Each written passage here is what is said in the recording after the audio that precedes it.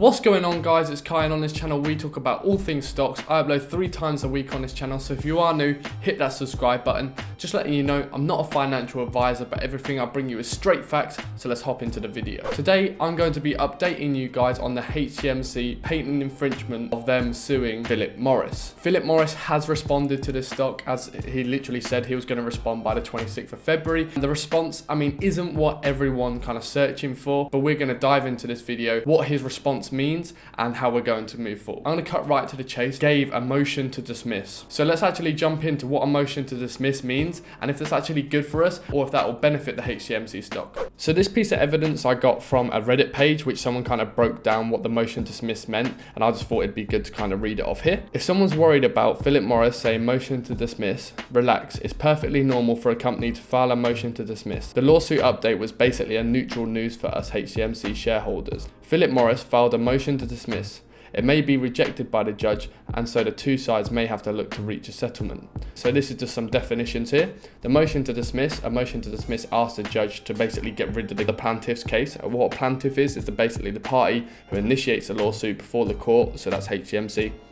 The defendant chooses to blame the plaintiff or third parties in the same legal action or application. A counterclaim, a plaintiff initiates a lawsuit, defendant responds to the lawsuit with claims of his or her own against the plaintiff. The defendant's claims are counterclaims. If Philip Morris had proof that it was not infringed, they would have filed a counterclaim. So effectively what it's saying is if they had evidence that it definitely wasn't going to go ahead and they had nothing on them, they had no dirt on them whatsoever, they would have said this is a counterclaim, because basically what it's saying, the plaintiff initiates a lawsuit and a defendant responds to the lawsuit with claims of his or her own against the plaintiff. So they're basically saying you're suing me for patent infringement when it is nothing to do with our company, so they're going to start suing them for suing them, if that makes sense, right? But they've actually come out and they said a motion to dismiss, which asked the judge to dismiss the case completely. Here's another post that I kind of like to look at as well. This again is from the Reddit, which is Reddit page I highly recommend you become a part of. It's got a lot of members, a lot of knowledgeable people in here. What we'll do is we'll just read this Reddit post, and it actually just gives a bit of insight, and I just want to let you guys know it's basically just logic. It's like sucking eggs, but I think it's really important to go over. If anyone coming in today wondering who expected Hcmc to rise to $1 a share today and has been dropping instead. So first off, the 26th was a response date, not a settlement date. Anyone expecting the settlement to happen today does not know how a courtroom operates. The response just saying what Philip Morris would plan to do going forward. Now that we know the response is a motion to dismiss, this will tell us that Philip Morris wants to reach a settlement with Hcmc rather than drag this through the courts. This is a long stock with a lot of riding on a gamble. We have been saying this for days that this could happen. I don't know when the settlement will happen. It could be a few weeks to a few months. What I do know is until the settlement is made, it does not make the stock go up. Please just keep holding and do what you want with a dip. So obviously this is quite biased because this is in the Hcmc stock, but it's basically the motion to dismiss. Like I said, they would have put a counterclaim in if they really wanted to say they wanted to take this to the courtroom. They want to dismiss this case and they're going to have to reach to some kind of settlement. It's a no-way win. We're not winning from this. Philip Morris isn't winning from this. It's just longing it out. Pretty much what he is tempted to do. He just wants to long this out as much as possible. So this is someone's factual evidence and kind of deep dive on a Reddit post here that I just wanted to discuss to you about and have a read. There's some factual evidence that this person has put onto the stock page. Philip Morris has not provided a counterclaim against Hcmc. Surely if you thought a violation was made against a product by Philip Morris, you would argue that they created and patented it first. If Philip Morris believes that Hcmc has completely different product / patent, why wasn't this the case ruled out months ago? You'd be inclined to think that a judge would have said there's no evidence for an infringement on behalf of Philip Morris. The big law firms use the dismissal tactic to try and extend the process, buying the defendants more time to come reasonable conclusion on the next step forwards. And number 4, if there's no case and Philip Morris didn't infringe, why would you hire top lawyers and spend money on something you have no relationship to? So there's been a lot of speculation that Philip Morris has gone out and hired some really talented and really big lawyers to kind of fight this case. All they've seen is an appearance filing for these lawyers.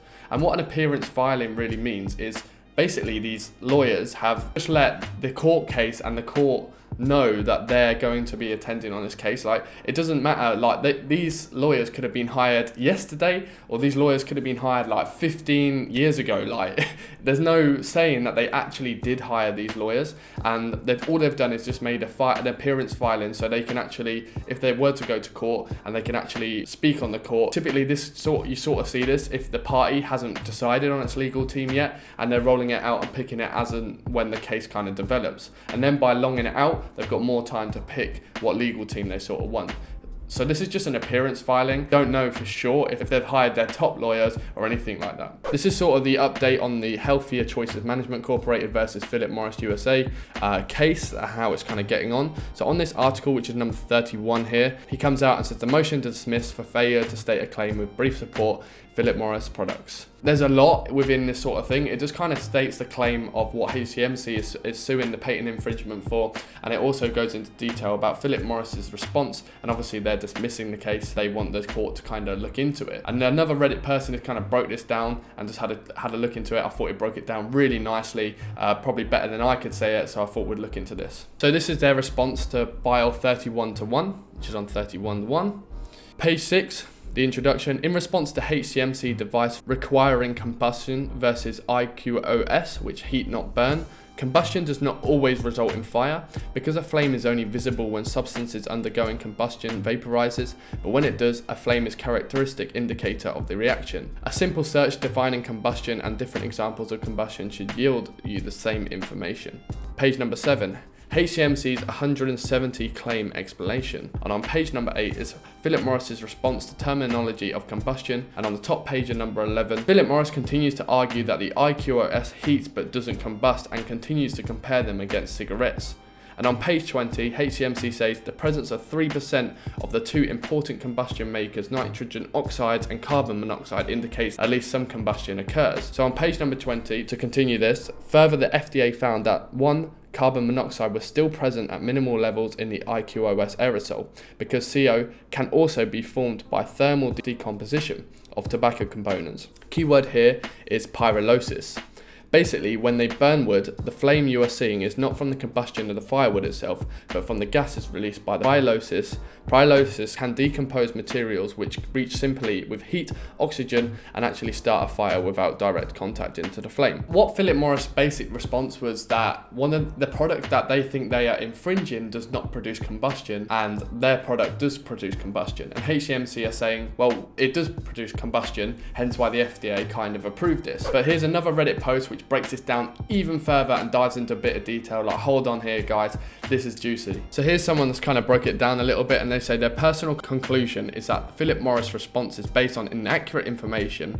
They've repeatedly tried to say that IQOS does not produce combustion, whereas there is proof that it actually does, and the levels of the volatile and combustible elements stated by Philip Morris are inaccurate. Here is the point number 1 is IQOS heating does not produce combustion, but it does partially. Plantafe Hcmc has asserted a patent that requires combustion against an innovative heat not burn IQOS device developed by defendant Philip Morris Products PMP and distributed by defendant Philip Morris, that is specifically engineered so that combustion cannot occur.